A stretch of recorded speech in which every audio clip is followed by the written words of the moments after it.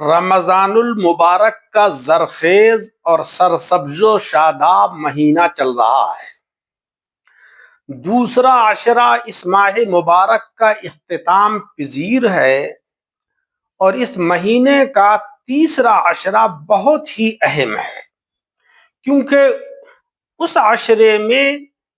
جو ہے اللہ تبارک و تعالیٰ نے قرآن عظیم کو نازل فرمایا، اور اس عشرے میں یعنی تیسرے عشرے میں ایک رات ہے، ایک شب ہے کہ جو 1000 مہینوں سے بہتر ہے، اور وہ اس عشرے کی طاق راتوں میں سے ایک رات ہے۔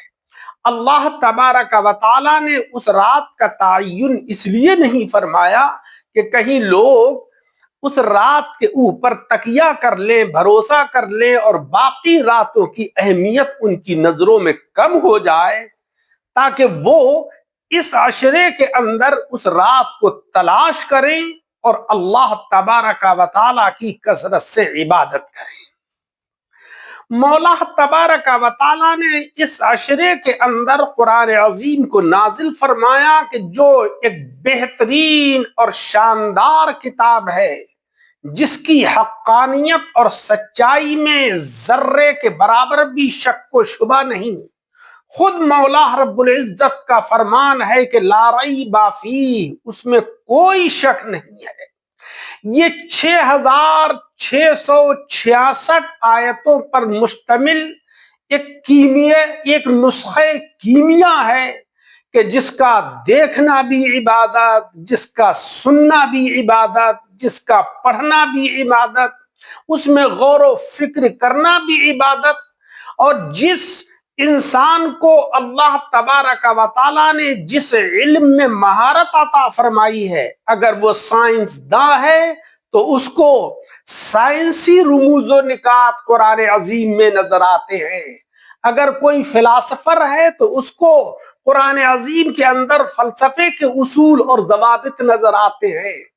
اگر کوئی دینی علوم کے اندر ماہر ہے تو پھر اللہ تبارک و تعالیٰ اس کی دینی بصیرت کے اندر مزید تر اضافہ فرما دیتا ہے۔ یہ شان ہے قرآن عظیم کی کہ جو ایک بار پڑھتا ہے تو پھر اس کو دوبارہ پڑھنے کو دل چاہتا ہے۔ آج ہم دیکھ رہے ہیں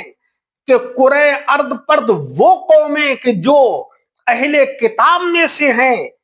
وہ قرآن عظیم کو پڑھ رہے ہیں، قرآن عظیم کو سمجھ رہے ہیں، اور دائرہ اسلام کے اندر داخل ہو رہے ہیں۔ یہ مسلم ہے چیز کہ انسان جو ہے وہ اپنی حفاظت کے لیے کسی محفوظ پناہگاہ کو تلاش کرتا ہے تاکہ وہ حوادثات زمانہ سے محفوظ ہو جائے۔ قرآن عظیم ایسی بہترین کتاب ہے کہ جس کے لیے اللہ تبارک و تعالیٰ نے فرمایا کہ ہم نے ہی اس کو نازل کیا ہے، ہم نے ہی اس کو اتارا ہے، اور ہم ہی اس کے حفاظت کرنے والے ہیں۔ یہی وجہ ہے کہ بڑے بڑے ترم خاں اور بڑے بڑے سورما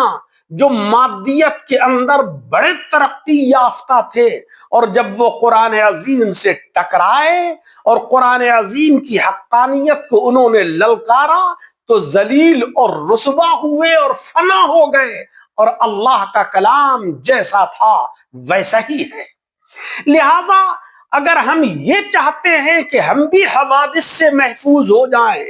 ہم بھی آفات و بلایات سے محفوظ ہو جائیں، تو ہمیں یہ چاہیے کہ ہم اللہ تبارک و تعالیٰ کی اس کتاب سے صحیح طریقے سے وابستہ ہو جائیں، یعنی ہم اس کو پڑھیں اور اس کی تعلیمات کو اپنائیں، ان کی تعلیمات کے اوپر عمل کریں، تو انشاءاللہ ہم بھی حوادثات زمانہ سے محفوظ ہو جائیں گے، اور اللہ تبارک و تعالی ہمیں وہی عظمت و رفعت جو ہمارے اسلاف کو حاصل تھی، مولا رب العزت جب ہم قرآن عظیم سے جڑیں گے